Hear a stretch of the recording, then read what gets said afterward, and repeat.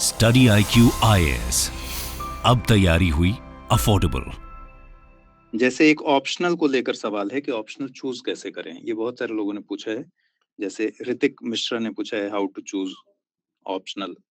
तो ऑप्शनल का एक एक बंच में अगर हम अपने जितने बच्चे जुड़े हुए हैं अपने बैच के और बाकी यूट्यूब के सबको अगर एक ओके, आप सब शायद में से कई लोग ऐसे होंगे जिनको ये निर्णय लेना है कि ऑप्शनल कौन सा सब्जेक्ट लें।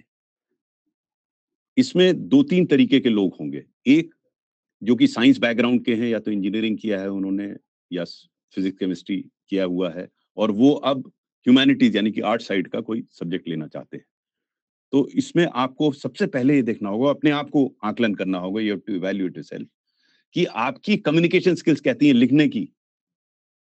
तो साइंस साइड वालों को मेरी सामान्य रूप से राय ये रहती है कि आप सब्जेक्ट जैसे एंथ्रोपोलॉजी या ज्योग्राफी वगैरह लें, जिसमें आपको भाषा पे इतना बल नहीं होता, कम्युनिकेशन पे इतना बल नहीं होता। जैसे आप सोशियोलॉजी ले लेंगे या आप फिलॉसफी ले लेंगे, तो फिलॉसफी और सोशियोलॉजी जैसे ऐसे सब्जेक्ट हैं जिसमें भाषा पे आपका कंट्रोल बहुत होना चाहिए, तभी आप अपनी अभिव्यक्ति कर पाएंगे। लेकिन अगर आपकी भाषा पे उतना नियंत्रण नहीं है, तो सब्जेक्ट एंथ्रोपोलॉजी या ज्योग्राफी ज्यादा ठीक रहेंगे। कई लोग ये सोचकर लेते हैं कि वो देखें कि पिछले वर्ष किसमें अच्छे नंबर आए हैं। तो इस चक्कर में मेरा सुझाव है कि आप ना पढ़िए, क्योंकि यूपीएससी ये बदलता रहता है कि एक वर्ष एक सब्जेक्ट में ज्यादा नंबर आ गए, दूसरे वर्ष दूसरे में। क्योंकि मेरी जानकारी में है कि वो बैलेंस करते हैं कि अगर एक वर्ष बहुत ज्यादा ऊपर चला गया है कोई एक सब्जेक्ट, तो बैलेंस करते हैं अगले साल।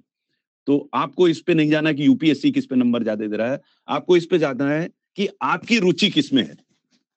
ये बहुत महत्वपूर्ण है रुचि होना, क्योंकि हमारे टाइम पे तो दो ऑप्शनल होते थे, अब तो एक ही ऑप्शन लेना होता है। तो इस पे इतना जोर नहीं है ऑप्शनल पर। लेकिन ऑप्शनल चयनित करते समय आपको देखना पड़ेगा आपकी रुचि क्या है। तो जब हम इंडिविजुअल आपसे डिस्कस करेंगे, तो तब मैं आपको ठीक से आपके लिए सुझाव दे पाऊंगा कि आपके बैकग्राउंड को देखते हुए आपको कौन सा सब्जेक्ट लिया जाना उपयुक्त होगा।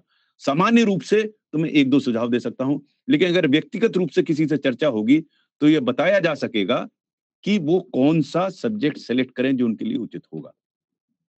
ठीक है, एक और सवाल है सर ऋषिकेश नाम से। My question, which medium are good? देखिए, मीडियम निर्धारित करने के लिए आपको देखना है कि आप किसमें ज्यादा परिपक्व हैं, यानी कि आप कौन सी भाषा। तभी मैं बार बार इस बात को कह रहा हूं, ये निर्णय आपको लेना है। मैं आपका सहायता कर सकता हूं, आपसे 5 मिनट चर्चा करके मैं बता सकता हूं कि कौन सा मीडियम आपके लिए उचित होगा। जिस जिस भाषा में आपने सोचा उस भाषा में मैं आपसे बातचीत करूंगा, और फिर मैं सुझाव दे सकूंगा आपको कि आपके लिए क्या उपयुक्त होगा। सामान्य रूप से मैं सिर्फ यही कह सकता हूं, as a general comment I can say it a lot will depend on your comfort level with a particular language. If you are comfortable in English, then you should take English. It is wrong to say, some people have this impression that if you take Hindi medium, कि आप अगर Hindi medium लेते तो आपको disadvantage है। मेरे विचार से उचित नहीं है। कोई भी मीडियम डिसएडवांटेज नहीं है। ये आपको अपने हिसाब से देखना है कि आपके लिए क्या, आप किस में ज्यादा कंफर्टेबल है। स्टडी IQ IAS, अब तैयारी हुई अफोर्डेबल।